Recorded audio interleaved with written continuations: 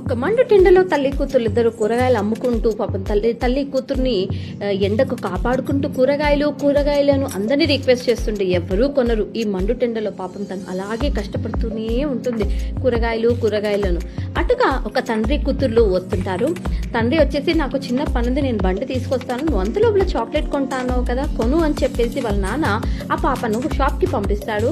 ఆయన బండి తీయడానికి వెళ్తాడు. ఆ పాప ఈ కూరగాయలు అమ్మాయి వాళ్ళ దగ్గరికి వచ్చి, ఎంత అమ్మాయి ఆకుకూరలు అంటే 50 రూపాయలు అవుతుంది అంటే, ఆ అమ్మాయి ఫటాఫట్గా 50 రూపాయలు తీసుకోమంటే 100 రూపాయలు ఇస్తుంది.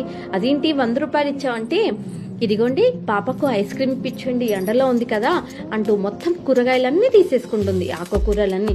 అంత హ్యాపీగా ఫీల్ అవుతారు వాళ్ళిద్దరూ మాత్రం. వాళ్ళ నాన్న పాప కోసం వెయిట్ చేసి వచ్చాక, ఏం నాన్న చాక్లెట్లు కొన్నావా అంటే, లేదు నాన్న నేను ఆకుకూరలు కొన్నాను, పాప వాళ్ళు మండు టెండలో ఆకుకూరలు అమ్ముతున్నారు అందుకని కొన్నాను అనేవరికి వాళ్ళ నాన్న హ్యాపీగా ఫీల్ అయ్యి శభాష్ అని అన్నారు.